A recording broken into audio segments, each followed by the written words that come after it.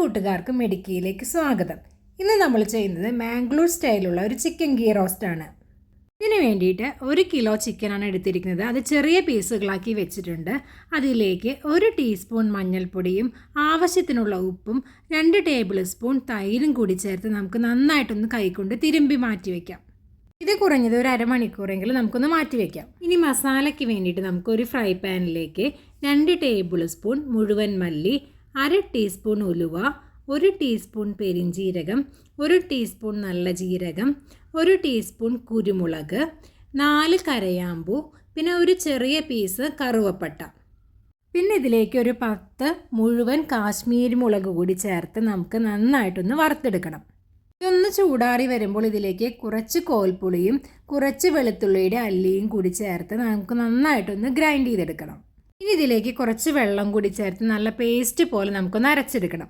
ഇപ്പോൾ നമ്മുടെ മസാല തയ്യാറായിട്ടുണ്ട്. ഇനി മറ്റൊരു ഫ്രൈ പാനിൽ 1/4 കപ്പ് നെയ്യ് ഒഴിച്ച് അതിൽ നമ്മൾ നേരത്തെ മാരിനേറ്റ് ചെയ്ത് വെച്ചിട്ടുള്ള ചിക്കൻ പീസുകൾ തിരിച്ചും മറിച്ചുമിട്ട് നമുക്ക് നന്നായിട്ടൊന്ന് ഫ്രൈ ചെയ്തെടുക്കണം. ഒരു ഭാഗം മൊരിഞ്ഞ് വരുമ്പോൾ നമുക്ക് അതൊന്ന് തിരിച്ചിട്ടിട്ട് നമുക്ക് മറ്റേ ഭാഗം കൂടി നന്നായിട്ടൊന്ന് ഫ്രൈ ചെയ്തെടുക്കാം. ഇങ്ങനെ ചിക്കൻ ഫ്രൈ ചെയ്തതിന് ശേഷം നമുക്ക് ആ ചിക്കൻ ആ പാത്രത്തിൽ നിന്ന് മാറ്റി വയ്ക്കാം. അതേ നെയ്യിൽ തന്നെ നമുക്ക് മസാല തയ്യാറാക്കാം. ഇനി ഇതേ പാത്രത്തിലേക്ക് തന്നെ നമുക്ക് കുറച്ച് വേപ്പില ചേർത്ത് കൊടുക്കാം. അതിനുശേഷം നേരത്തെ തയ്യാറാക്കി വെച്ചിട്ടുള്ള നമ്മുടെ മസാലക്കൂട്ട് ഇതിലേക്ക് ഒഴിച്ചു കൊടുക്കാം. മസാല തയ്യാറാക്കിയിട്ടുള്ള മിക്സിയുടെ ജാറിലേക്ക് കുറച്ച് വെള്ളം കൂടി ചേർത്ത് നമുക്ക് അതും കൂടി ഇതിലേക്ക് ചേർത്ത് കൊടുക്കാം. പിന്നെ ഇതിലേക്ക് നമ്മൾ നേരത്തെ ഫ്രൈ ചെയ്ത് വെച്ചിട്ടുള്ള ചിക്കൻ പീസ് കൂടി ചേർത്ത് കൊടുത്ത് നന്നായിട്ടൊന്ന് യോജിപ്പിച്ചെടുക്കാം. ഇനി ഈ ഗ്രേവിയിൽ കിടന്നിട്ട് നമ്മുടെ ചിക്കൻ പീസ് നന്നായിട്ടൊന്ന് വെന്ത് വരണം. നേരത്തെ നമ്മൾ ഫ്രൈ ചെയ്ത് വെച്ചിട്ടുള്ളതാണ്, എന്നാലും ആ മസാലയൊക്കെ ഒന്ന് കൂടി യോജിപ്പിച്ച് വരുന്നവരെ നമുക്കൊന്ന് വെയിറ്റ് ചെയ്യാം. ഈ സമയത്ത് ഇതിലേക്ക് ആവശ്യമുള്ള ഉപ്പ് കൂടി ചേർത്ത് കൊടുക്കണം.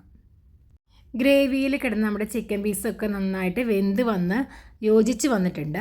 ഇനി ഇതിലേക്ക് അവസാനമായിട്ട് കുറച്ച് നെയ്യ് കൂടി ചേർത്ത് കൊടുക്കണം.